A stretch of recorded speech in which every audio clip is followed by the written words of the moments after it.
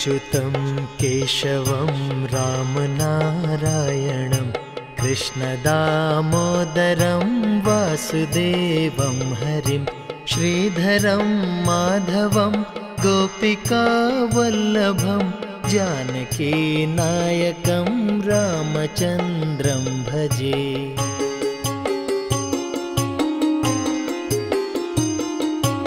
अच्युतं केशवं सत्यभामाधवं माधवं श्रीधरं राधिकाराधितम् इन्दिरामन्दिरं चेतसा सुन्दरं देवकी नन्दनं नन्दजं सन्दधे।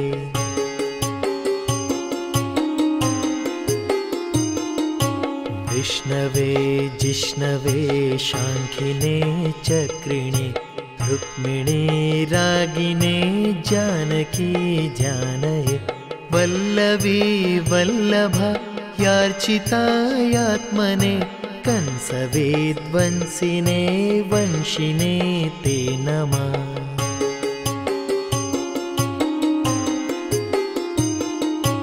कृष्ण गोविन्द हे राम नारायण श्रीपते वासुदेवाजित श्रीनिधे अच्युतानन्त हे माधवाधोक्षज द्वारकानायक द्रौपदी रक्षक।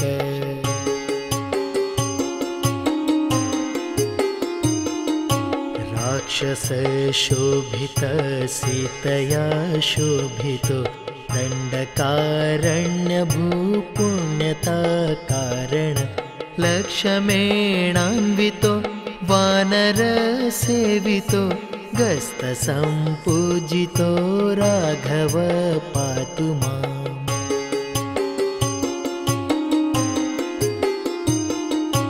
धेनुकारिष्टकानिष्टकृतद्वेषिः केशिः कंसहृदवंशिकावादकं पूतना कोपकं सूरजाखेलनो बालगोपालकं पातु मां सर्वदा।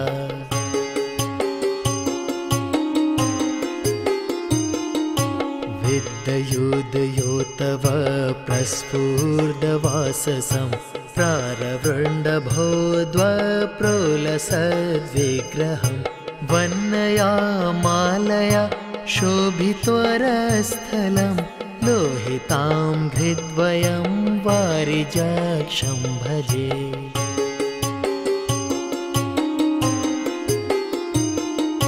कुञ्चिते कुन्तले भार्जमानानं रत्नमौलिलसत्कुण्डलं गण्यो हारकेयूरकं कङ्कणो प्रज्वलं किङ्किणी मञ्जुलं श्यामलं ते भजे।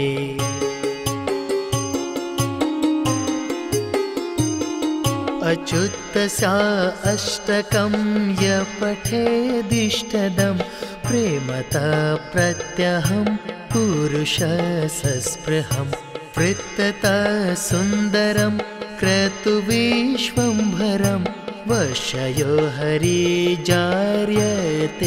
सत्वरं वश्यो हरिजार्यते सत्वरं वश्यो हरिर्जायते सत्वरम्।